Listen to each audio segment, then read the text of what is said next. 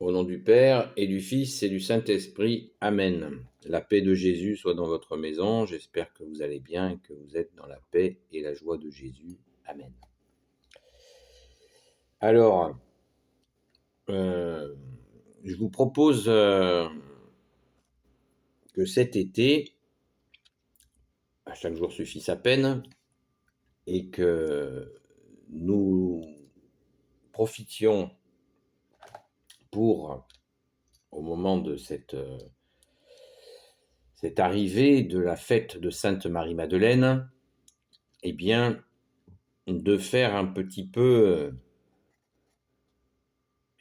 d'aller regarder tous les évangiles où Sainte Marie-Madeleine, notre chère sainte patronne, est nommée.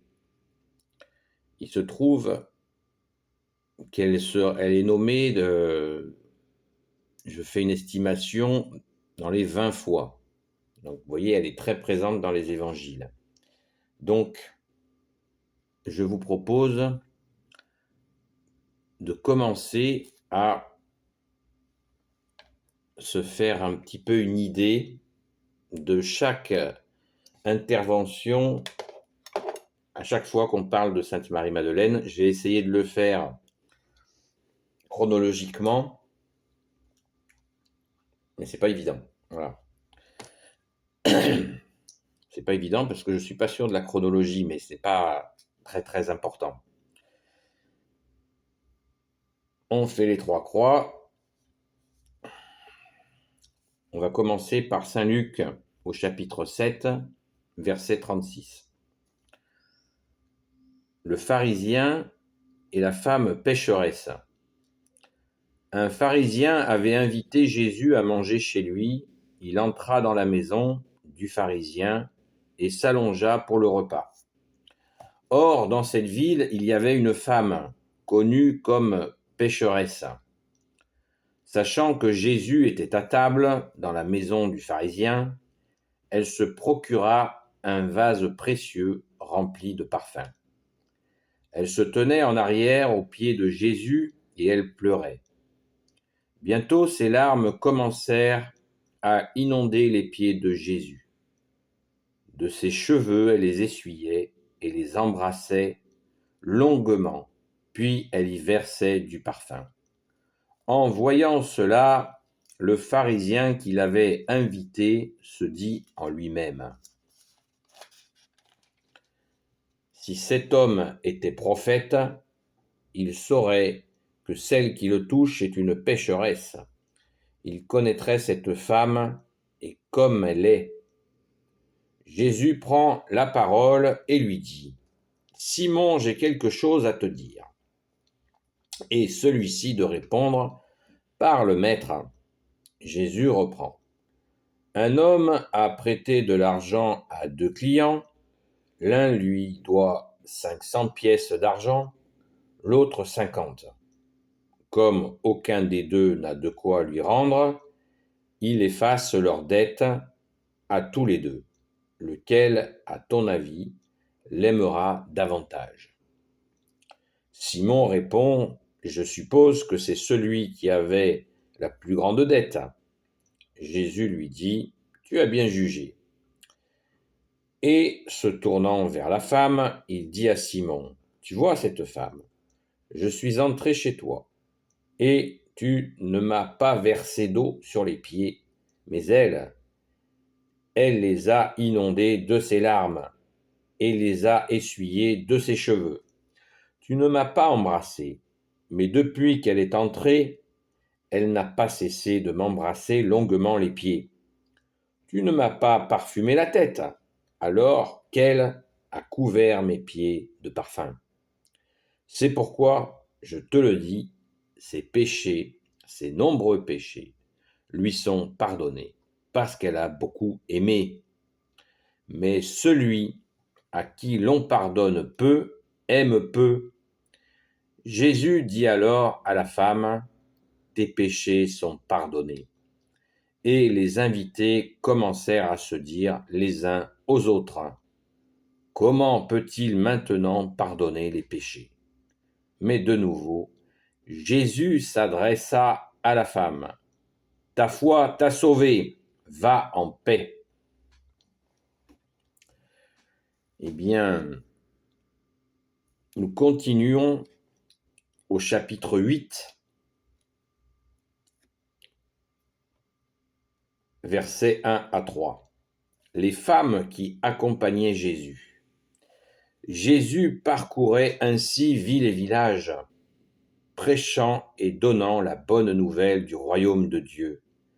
Les 12 l'accompagnaient, et aussi certaines femmes qui l'avaient guéri d'esprits mauvais ou d'infirmité. Marie, appelée la Magdaléenne, qui l'avait délivrée de 7 démons, Jeanne, femme de Chouza, intendant d'Hérode, Suzanne et beaucoup d'autres qui les assistaient de leurs biens personnels. Merci Jésus pour ta parole. Il y aurait tant à dire, mais je vous invite à méditer ces 2 évangiles où il y aurait vraiment beaucoup à dire. L'idée que je voudrais, c'est d'avoir ainsi, on peut les faire 2 par 2, ou je ne sais pas, ça dépendra du thème, que nous puissions avoir à disposition des vidéos couvrant la lecture de tous les évangiles qui concernent Sainte Marie-Madeleine. Je le fais bien sûr pour d'autres paraboles de toi, bien-aimé Jésus, mais en cette approche de la fête de Sainte Marie-Madeleine, ça me paraît une bonne chose, merci Jésus, d'avoir à disposition tous les évangiles où Sainte Marie-Madeleine est nommée. Ce qui peut nous aider à comprendre notre sainte patronne sans aller non plus, ce qu'il ne faut pas faire à mon avis, chercher des détails. Il suffit de taper Sainte Marie-Madeleine sur YouTube ou même sur Internet tout simplement, sur un moteur de recherche, et il y a énormément de n'importe quoi. Donc on va se concentrer, si vous le voulez bien, sur les évangiles. Un mot quand même sur le premier évangile, donc qui s'intitule au chapitre 7 de Saint Luc, le pharisien et la femme pécheresse. Ce fameux Simon qui reçoit Jésus et Marie-Madeleine commence à pleurer sur les pieds de Jésus et à essuyer ses pieds avec ses larmes et à le parfumer. Alors, ce qui est important à retenir dans cette histoire, c'est que il y a eu 2 séances où Sainte Marie-Madeleine a parfumé Jésus. Ça me paraît très important à retenir parce que peut-être par manque d'attention ou de précision, moi le premier, nous n'avons pas vu qu'il y avait par 2 fois Sainte Marie-Madeleine parfume Jésus. Donc ça, c'est quelque chose d'important à retenir. Ce qui me paraît aussi important, c'est Jésus, donc le pharisien, il dit en son cœur, dans sa tête, « Ouh là là, si Jésus savait quel genre de femme c'est, il ne la laisserait pas le toucher. » Les pharisiens considéraient bien sûr que les pécheurs étaient impurs. Rappelez-vous de la parabole de Jésus. Rien d'extérieur à l'homme ne le salit, mais les pharisiens n'étaient pas du tout dans cet état d'esprit-là. Ils n'étaient pas dans cette conscience-là. Pour eux, toucher une femme comme ça, j'imagine qu'ils devaient faire des prières, des ablutions, ou je ne sais pas quoi. Et ça, Jésus, en amenant la vérité, bien sûr, a choqué ces gens-là, mais il y avait des pharisiens qui avaient quand même une certaine écoute, puisque il était chez lui. Donc, il y en a certainement qui s'intéressaient vraiment très sincèrement à Jésus. Et un des plus grands connus, c'est le grand saint Paul, qui était un pharisien, hein. Vous voyez ce qu'il est devenu. Merci Jésus, par ta grâce, alléluia. Donc, devinant ses pensées, Jésus seul, tu sondes les cœurs et les reins, et tu le remets en place avec douceur, hein. On revient toujours à cette Jésus qui nous dit de lui-même, apprenez que je suis doux et humble de cœur, apprenez, ça s'apprend. Et là, il est en train de lui faire une belle leçon de, voilà, de douceur et d'humilité. Il y a quand même quelque chose de troublant sur la fin, enfin de troublant et de très réconfortant, c'est que Jésus lui dit à Simon-Pierre, c'est pourquoi je te le dis, ses péchés, ses nombreux péchés lui sont pardonnés, parce qu'elle a beaucoup aimé. C'est magnifique. Et Jésus dit alors à la femme, il lui dit devant tout le monde, hein, Jésus ne le fait pas, il le fait exprès de le dire à tout le monde pour que les gens comprennent qu'il est Dieu, qu'il est le seul Messie tant attendu pour l'éternité et qu'il a pouvoir de remettre les péchés. Et il lui dit, tes péchés sont pardonnés, comme ça devant tout le monde. Alors tout de suite, immédiatement, l'assemblée présente, les gens présents commencent à... Dans la compréhension de l'époque, il n'y avait que l'Éternel, le Père de Jésus, notre Père, qui pouvait pardonner les péchés. Et là, le Fils est là, mais ils n'en ont pas pleinement conscience, c'est évident. Et c'est pour ça que Jésus leur transmet à sa façon. Et ils se disent, comment peut-il maintenant pardonner les péchés? Maintenant, ça veut dire, il nous en fait une nouvelle. Merci Jésus. Mais voyant que l'assemblée se trouble, et certainement Sainte Marie-Madeleine qui a été pardonnée, doit se troubler aussi, en se disant, mais est-ce que je dois y croire que je suis pardonné? Et là, de nouveau, Jésus s'adressa à la femme, c'est l'évangile que je lis là, ta foi t'a sauvé, va en paix. Waouh, c'est énorme. Voilà. Jésus lui confirme qu'elle est pardonnée et que sa foi l'a sauvée, car elle a cru à ce pardon, va en paix. Et la paix, c'est Jésus lui-même, la paix. Voilà, donc c'est absolument magnifique, merci Jésus. On mesure là l'ancienne alliance et l'entrée dans la nouvelle alliance avec Jésus, bien sûr son Père et l'Esprit Saint, car Jésus fait la volonté de son Père, notre Père, et c'est absolument magnifique, c'est extraordinaire. On voit l'ancien monde et cette nouvelle compréhension qu'a voulu Jésus, son Père, l'Esprit Saint. On ne peut que rendre grâce et être émerveillé de voir Sainte Marie-Madeleine pardonnée de ses fautes, hein, qu'elle ne porte plus cette étiquette de pécheresse. Rien que le fait d'en parler comme ça, moi, ça me stresse un peu parce que je me dis que on en parle. Bon, ce sont les saints évangiles, c'est normal. Mais Sainte Marie-Madeleine a été pardonnée il y a 2000 ans. C'est magnifique.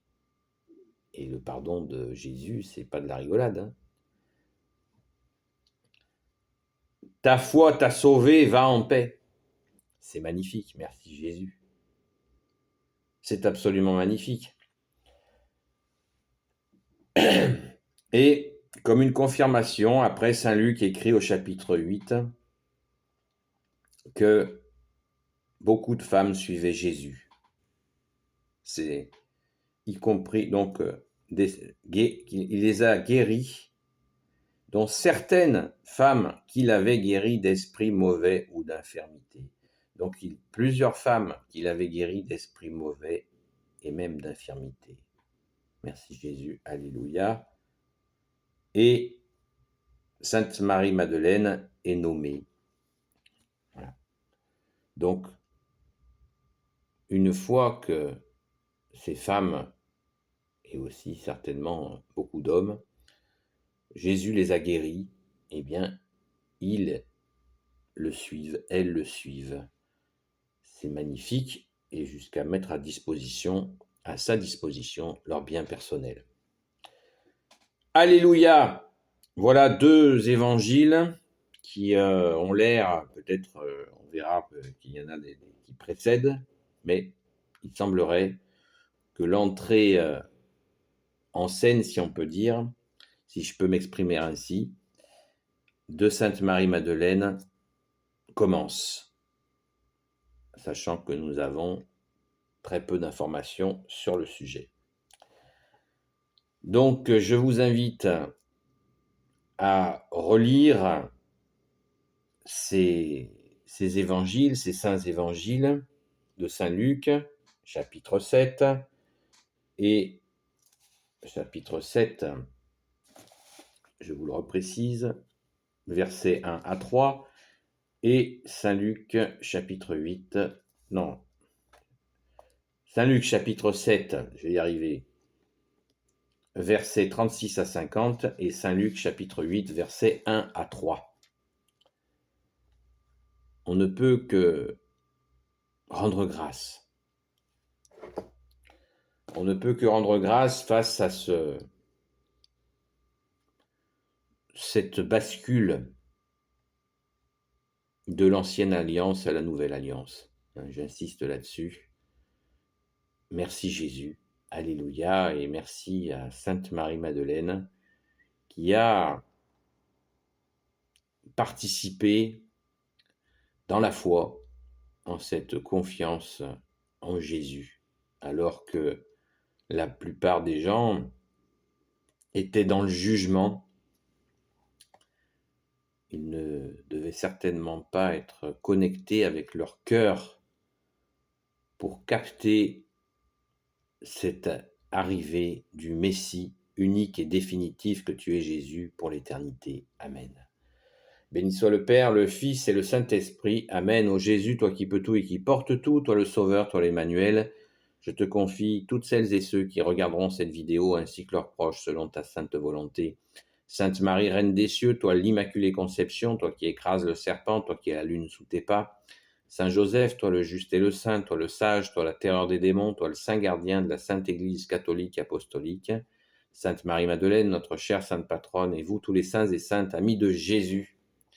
Saint Michel Archange qui est comme Dieu, Saint Gabriel Archange, Saint Raphaël Archange et tes anges guérisseurs. Et vous tous les anges qui servez Jésus, je vous confie toutes celles et ceux qui regarderont cette vidéo ainsi que leurs proches selon ta sainte volonté, ô Jésus. S'il vous plaît, pouce en l'air et commentaires. Donc, si vous voulez participer par vos commentaires, par peut-être vos recherches aussi, n'hésitez pas à les écrire dans les commentaires. J'estime à peu près à une vingtaine d'évangiles, une vingtaine de chapitres et de versets, pas de chapitre entier bien sûr, qui parlent de Sainte Marie-Madeleine. Ainsi, nous aurons fait en quelque temps la lecture de tout ce qui concerne Sainte Marie-Madeleine dans les saints évangiles. Alléluia, merci Jésus. Aide-nous, s'il te plaît, Jésus, à honorer notre sainte patronne, Sainte Marie-Madeleine. Merci Marie, merci Saint Joseph de nous y aider aussi. Je vous souhaite bien une bonne journée dans la paix et la joie de Jésus, et puis je vous dis à très vite.